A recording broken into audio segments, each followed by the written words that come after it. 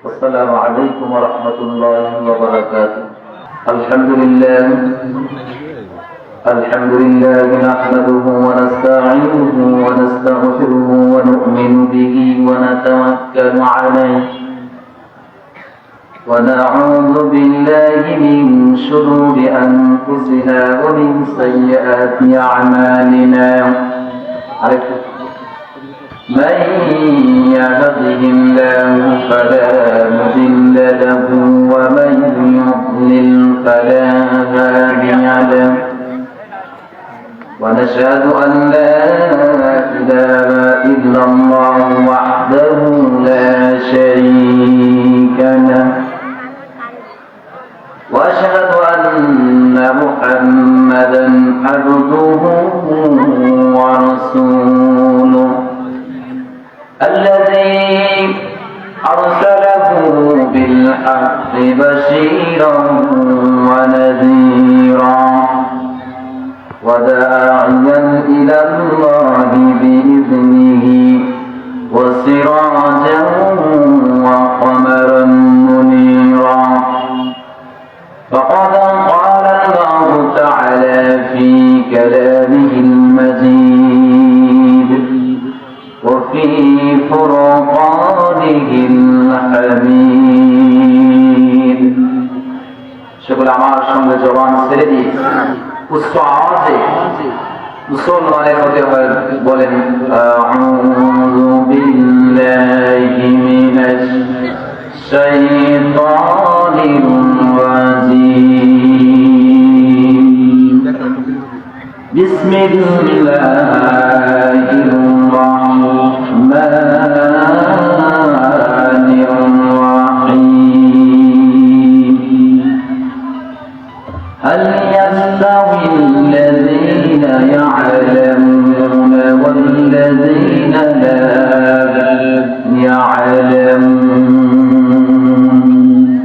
إنما يتذكر أولو الألباب. الله أكبر. وقال تعالى في شأن حبيبه إن الله وملائكته يصلون على النبي يا أيها الذين آمنوا صلوا عليه وسلموا تسليما. اللهم صل على سيدنا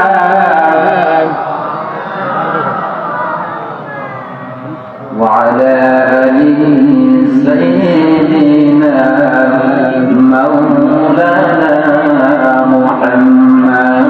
اللهم صل على سيدنا مولانا محمد وعلى آل سيدنا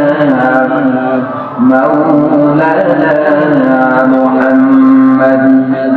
আরবের বুকে মক্কার পরে আমিনার যেখানে ঘর খোদার করুণা কৌসারকে জোরসে বারংবার বলাওয়াল গোলামি কামালিহি كشفت شجاع بجماله حسنة جميع خصاله صلوا عليه وعليه. هنا يقود بلبل كاتنم له جمد همك اليوم كتبسم بينه بلغ الغلام كماله كشف الشجاع بجماله حسنة جميع أصحابه صلوا عليه وعليه. اللهم ربنا ظلمنا أنفسنا وإن لم تغفر لنا وترحمنا لنكونن من الخاسرين. আমরা কত বড় গুনাহগার, তোমার হুকুম ছিল ইশার নামাজ বাদ দিয়ে রব্বুল আলামিন আমরা কত বড় গুনাহগার তোমার দরবারে দুখানা হাত তুলে আমি জানি করে যাচ্ছি। ইয়া রব্বুল আলামিন মেহেরবানি করে আমাদের तमाम জিন্দেগীর গুনাহটাকে maaf করে দাও। ইয়া রব্বুল আলামিন আমরা কোরআন শোনার জন্য তোমার একমাত্র আলামিন মুসলিম ইয়া রব্বুল আলামিন কোরআনের মাহফিলে এসে তোমারটাকে সারা দিয়ে আমরা কোরআন শুনতেছি। আল্লাহ তাআলা মেহেরবানি করে যারা শোনাচ্ছে আর যারা কোরআনের ইন্তজাম করলেন আল্লাহ মেহেরবানি করে সবাইকে তুমি দিনের জন্য কবুল মঞ্জুর করে নাও। ইয়া রব্বুল আলামিন আমি অনেক মানুষ আমার কোরআন থেকে কোরআন কথা বলার কোনো যোগ্যতা নাই। রব্বুল আলামিন তার তোমার কোরআন থেকে যতটুকু বলেন রব্বুল আলামিন এই কোরআন অনুযায়ী এই আলেম অনুযায়ী আমরা সালাম দুনিয়ার মানুষদেরকে तमाम দুনিয়ার মানুষদেরকে এই অনুযায়ী যেন আমল করতে পারি আমরা তৌফিক দান করে দাও। سبحان ربك رب العزة عما يصفون وسلام على المرسلين والحمد لله رب العالمين وجعل آخر كلامنا عند الموت لا إله إلا الله।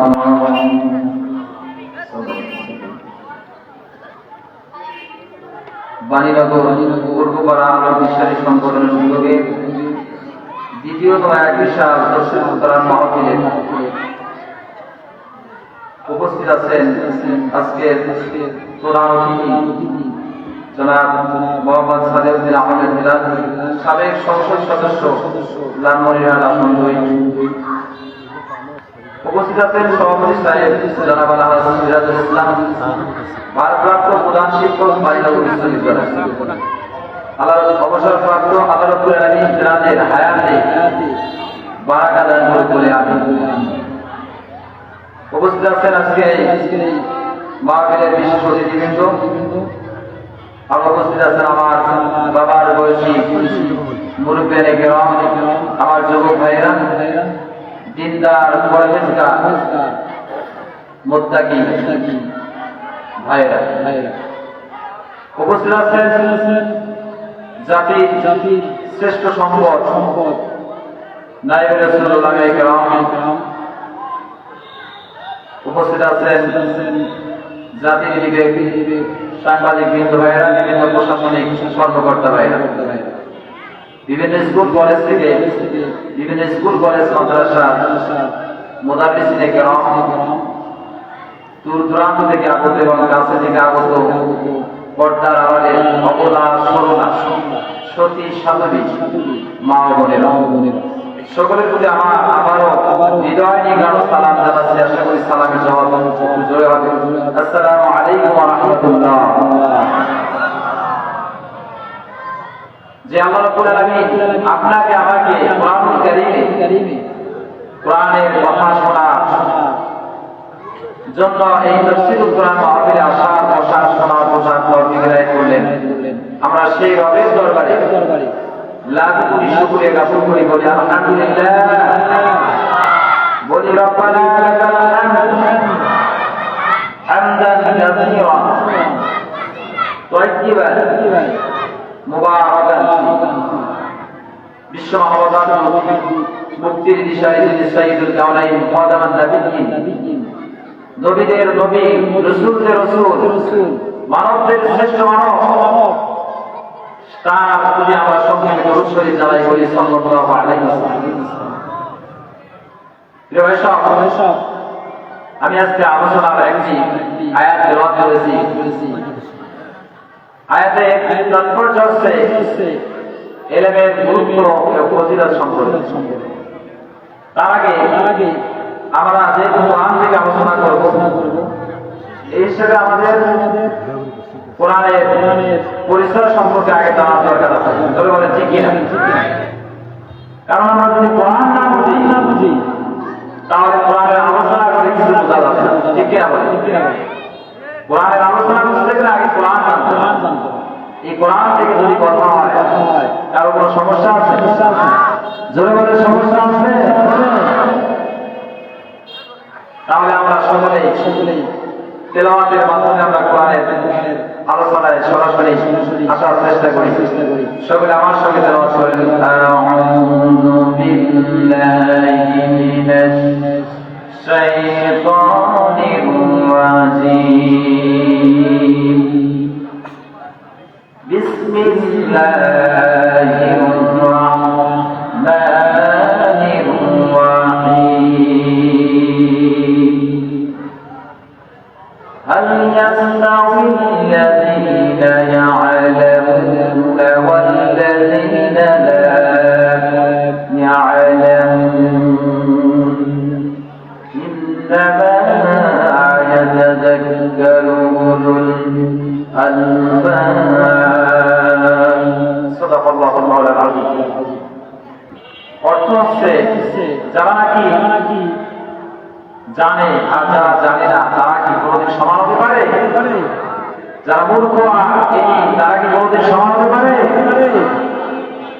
এটার ভিতরে যেমন পার্থক্য আছে, অর্থাৎ যারা কোরআনের উপদেশ থেকে, কোরআনের আলোচনা থেকে উপদেশ গ্রহণ করে বাস্তব জীবনে আমল করে, আর যারা কোরআনের উপদেশ গ্রহণ করে না তারা কি কোনোদিন সমান হতে পারে? এই পার্থক্য সূচিত করলেন একমাত্র আল্লাহ রাব্বুল আলামিন। বলেন আলহামদুলিল্লাহ।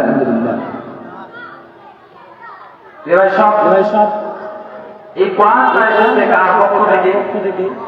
জোরে বলেন, কার পক্ষ থেকে এসেছে?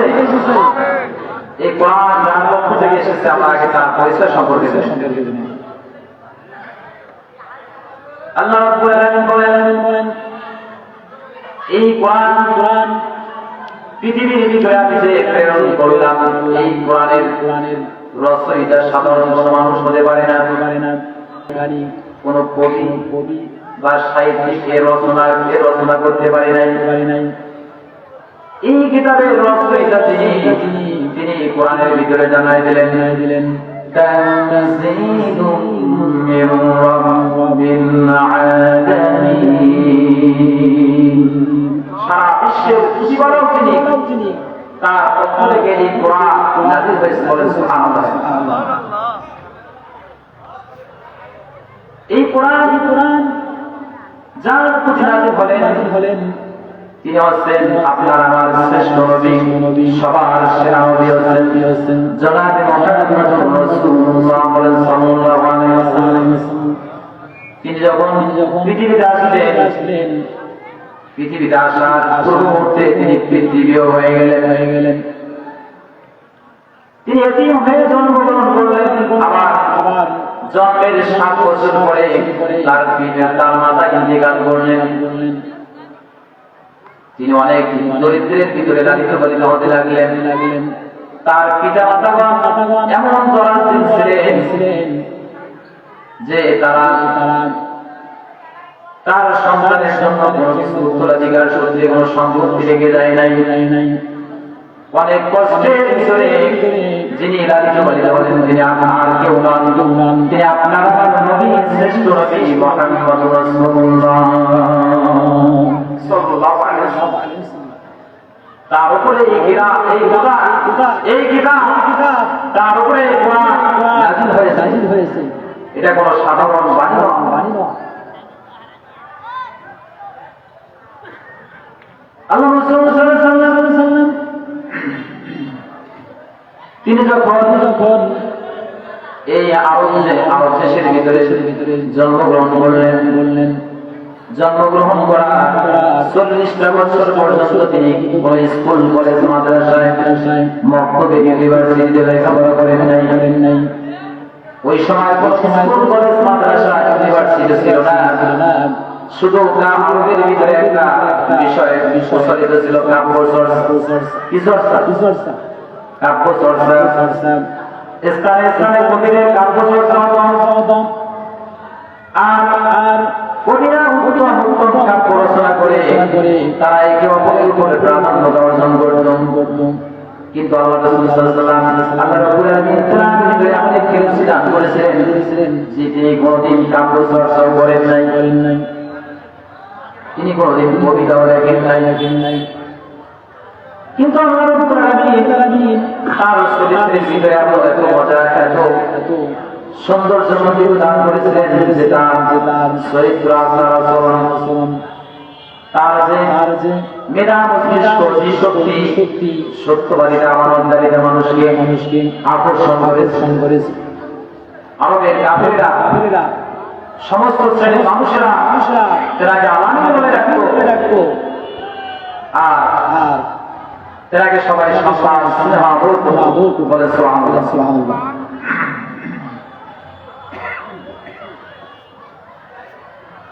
সেইজন আল্লাহ রাসূল সাল্লাল্লাহু আলাইহি ওয়াসাল্লাম তিনি যখন 40টা বছর যখন তার বয়স হয়ে গেল আল্লাহ রাব্বুল আলামিন এই মানুষের উপরে একটি কিতাব নাযিল করলেন, যে কিতাব মানুষের কোন সৃষ্টি করা কিতাব নয়, মানুষের কোন রচনা নয়, যে কিতাবের নাম হচ্ছে কোরআন কারীম। নাম কি? কোরআন কারীম। আল্লাহ রাসূল সাল্লাল্লাহু আলাইহি ওয়াসাল্লাম কোরআন দিয়ে যখন দাওয়াত দিতে শুরু করলেন, আরবের নেতৃত্বের লোকেরা কাফেররা যারা মানুষের উপর অত্যাচার নির্যাতন করে অন্যায় ও সংস্কারগুলো প্রচলন করে এই সমস্ত লোকদের খারাপ লেগে গেল, বিরোধিতা শুরু করে দিল। যে কোরআনের দাওয়াত যদি আরব শহরে চালু থাকে আর আমাদের কথা যদি প্রসারিত হয়ে যায়, তাহলে আমাদের ভিতরে নেতাগিরি থাকবে না, আমরা নেতাগিরি করতে পারবো না, আমাদের ভিতরে ক্ষমতা আগ্রহ থাকবে না। তাই তারা আল্লাহ রাসূলের বিরোধিতা শুরু করলো। কি করলো? বিরোধিতা শুরু করলো। আল্লাহ রাসূলকে তারা প্রস্তাব করলো, আরবের নেতৃস্থানীয় সমস্ত কাফিররা এবারে একত্রিত হয়ে আল্লাহ রাসূলকে প্রস্তাব করলো যে তুমি কোরআনের দাওয়াত থেকে যদি নিজেকে বিরত রাখতে পারো, তাহলে তোমার জন্য তিনটা ফায়দা আছে। কয়টা ফায়দা? জোরে বলেন কয়টা? এক নাম্বার ফায়দা হচ্ছে তোমাকে আরবের সমস্ত সম্পত্তিগুলো দান করা হবে। 2 নাম্বার হচ্ছে এই আরবের ভিতরে রাজত্ব দান করা হবে, আর সুন্দরী মেয়ে দিয়ে তোমাকে বিয়ে দেওয়া হবে। আল্লাহ রাসূল সাল্লাল্লাহু আলাইহি ওয়াসাল্লাম এই কথা শুনে তিনি জবাবে কোরআনের আয়াত পড়ে শোনায় দিলেন। আল্লাহ রাসূল বলেন, ইউরিদুনা লিয়ুতফিউ নূরাল্লাহি বিআফওয়াহিহিম ওয়াল্লাহু মুতিম্মু নূরিহি ওয়ালাউ কারিহাল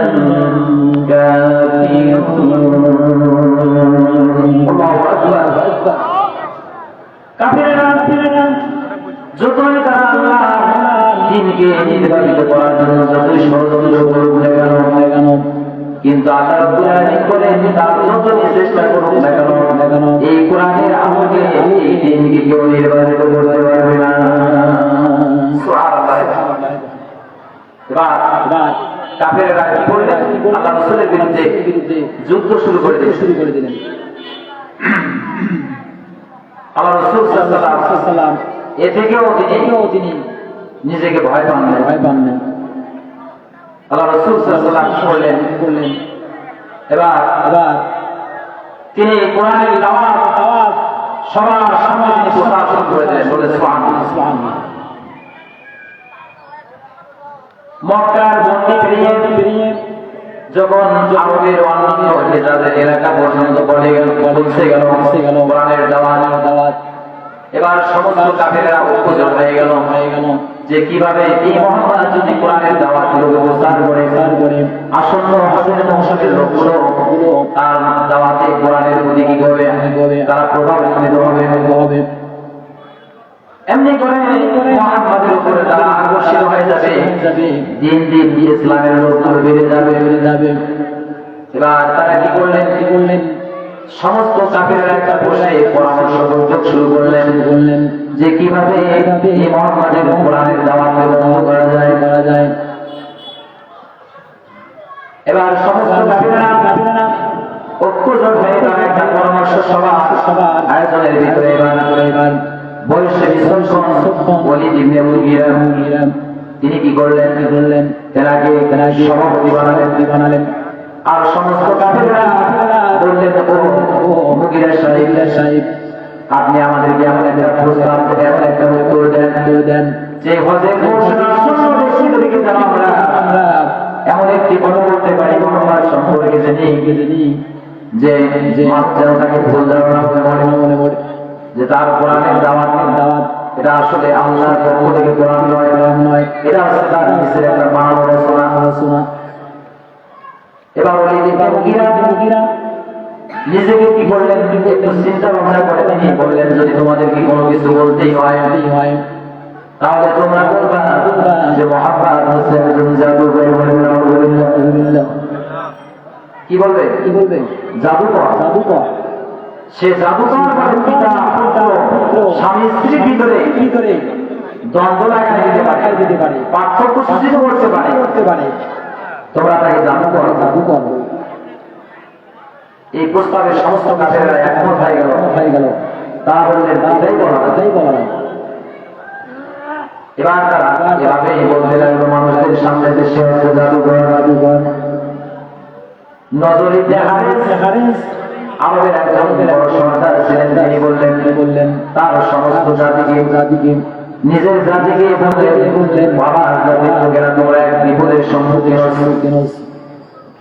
ইতিপূর্বে এরকম বিপদ আমি মনে হয় তোমাদেরকে দেখি নাই সে বিপদটা হচ্ছে তোমাদের সামনে মুহাম্মদ দীর্ঘ 40টা বছর জীবনটাকে কাটিয়েছে আর তোমরা তার চরিত্রে সবাই মুগ্ধ তার আচরণে সবাই মুগ্ধ হয়ে অথচ তোমরা আজকে বলতেছো দেশে জাদুকর আমি নিশ্চিত শিক্ষা স্বীকার করি যে তিনি বড়দিন জাদুকর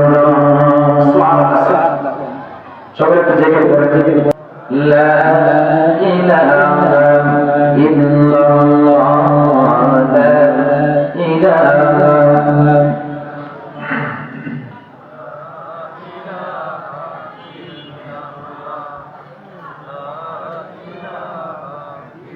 হযরত আবু যর রাদিয়াল্লাহু তাআলা এবার তিনি বলেন আমার ভাই একটা আনিস মক্কায় সফরে গেলেন সফরে যাওয়ার পর তিনি বাড়িতে ফিরে আসার পরে বলতেছেন ভাই আমি একজন মানুষকে আরবে দেখে এসেছি সে নিজেকে আল্লাহর নবী বলে দাবি করেছে আমি লোকটাকে জিজ্ঞেস করলাম সে সম্পর্কে মানুষদের মতামত কি তিনি বললেন কেউ আমাকে জাদুকর বলেছে আমাকে কেউ পাগল বলেছে কেউ আমার কবি বলেছে আনিস বলেন আমার ভাই একজন আনিস আবু যর বলেন যে আমার ভাই আনিস একজন বিশিষ্ট ব্যক্তি কবি ছিলেন বিশ্ব বিষয়ে বিজ্ঞ ছিলেন তিনি বলেন আমি যতটুকু লক্ষ্য করে দেখলাম যে তিনি যে আসলে পাগল তিনি বড় জাদুকর তিনি যে নিঃসন্দেহে আল্লাহর নবী এতে আমার কোনো সন্দেহ নেই। হযরত আনিস আবু যর রাদিয়াল্লাহু আনহু তিনি বলেন আমার ভাই আনিসের কথা মতো আমি মক্কায় চলে এলাম আসার পরে মসজিদে নববীর ভিতরে মসজিদে হারামের ভিতরে আমি অবস্থান করলাম 30টি দিন শুধু মসজিদের ভিতরে অবস্থান করলাম আর জমজমের কূপের পানিগুলো খেলাম এই পানি খাওয়ার মাঝে আমার জীবনকে 30টি দিন কেটে দিলাম তাদের আমার কোনোদিন খোলার উদ্যোগ হয় নাই আর আমার কোনোদিন শরীর আমার দুর্বলতা হয় নাই। তিনি বলেন আমি যখন আবার কাবার প্রান্তর থেকে বের হয়ে সমস্ত লোকদেরকে উদ্দেশ্য করে বললাম আমার জাতির লোকেরা তোমরা স্বীকার করে নাও আমি লোক এবং ভরসা অনেক গুণী জ্ঞানী ব্যক্তিদেরকে দেখেছি তাদের ভাষা শুনেছি কিন্তু আজ পর্যন্ত মুহাম্মাদের যে বাণী শুনেছি এই বাণীর মতো বাণী আজ জীবনে আর কোনদিন শুনি নাই। সুবহানাল্লাহ।